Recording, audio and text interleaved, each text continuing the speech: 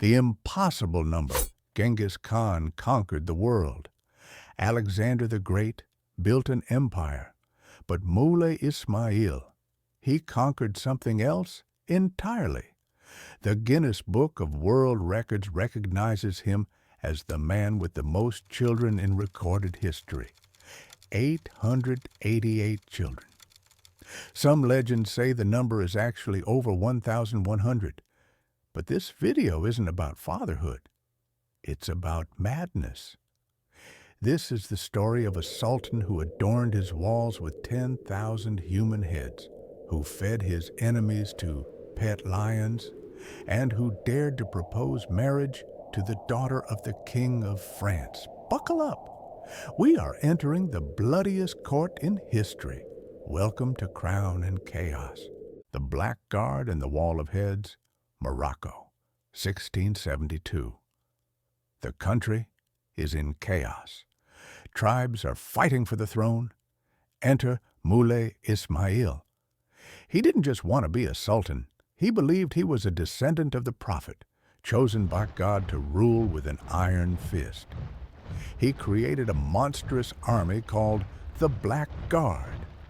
150,000 elite soldiers enslaved from childhood, brainwashed to be loyal only to him. They were his killing machines. With them he crushed every rebellion. But defeating his enemies wasn't enough. He wanted to send a message. Legend has it that after capturing the city of Marrakesh, he ordered the heads of 10,000 enemy soldiers to be cut off. He didn't bury them. He used them to decorate the city walls. The smell of rotting flesh was so strong, birds wouldn't fly over the city for months. He was just getting started. The Harem of Death. Ismail built a palace in Meknes that was rumored to be more beautiful than anything in Europe. But inside lay his most prized possession, the harem. 4 wives, 500 concubines. But this was no paradise. It was a snake pit of jealousy, poison, and death. The women competed fiercely for the sultan's attention. If a concubine gave birth to a son, she was treated like a queen. If she gave birth to a daughter, well, let's just say she was lucky if the baby survived the night. The rules for outsiders were even stricter. If you were a man visiting the palace and you accidentally made eye contact with one of his women, the punishment was instant: death. Some historians claim that men had to lie face down on the ground when the harem passed by. One rumor says a servant once looked up by mistake, and the sultan personally gouged his eyes out on the spot. The French scandal. Ismail's ego was so massive it crossed the ocean. He considered himself the equal of the famous Sun King, Louis XIV of France. They exchanged letters. But then Ismail did the unthinkable. He sent an ambassador to France with a shocking proposal. He wanted to marry Louis XIV's daughter, the Princess of Conti. Imagine the scene.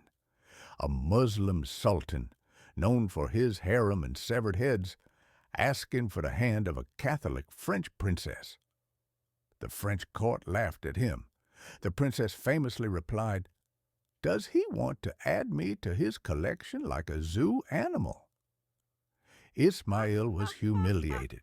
He never forgave France.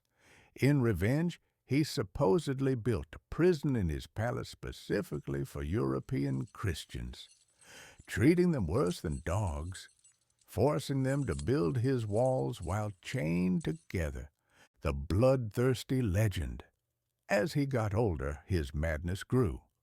It is said that Moulay Ismail killed 30,000 people with his own sword during his reign, not in battle, but in his own palace. A slave who adjusted his stirrup too slowly, decapitated. A servant who sneezed in his presence, killed. Rumors whispered that he kept pet lions and tigers in his gardens. If he was bored, or if a minister displeased him, he wouldn't execute them himself.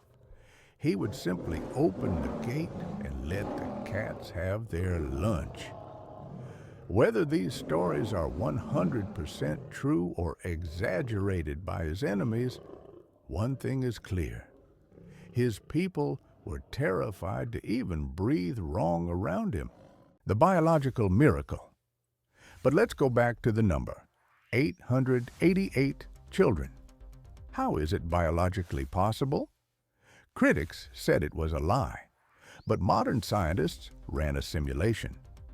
They found that if Ismail had sex roughly once a day for 32 years, with his vast harem, the number is actually scientifically plausible. He wasn't just a tyrant. He was a biological machine. He wanted his DNA to be everywhere, and he succeeded. Today, there are thousands of people in Morocco who can trace their lineage back to this one man. Moulay Ismail died in 1727 at the ripe old age of 82. He left behind a unified Morocco, a legacy of blood, and a record that will likely never be broken. Was he a genius strategist or a psychopath? Or perhaps, to hold a crown that heavy, you have to be a little bit of both.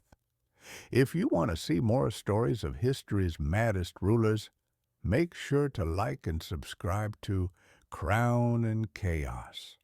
Until next time, keep your head on your shoulders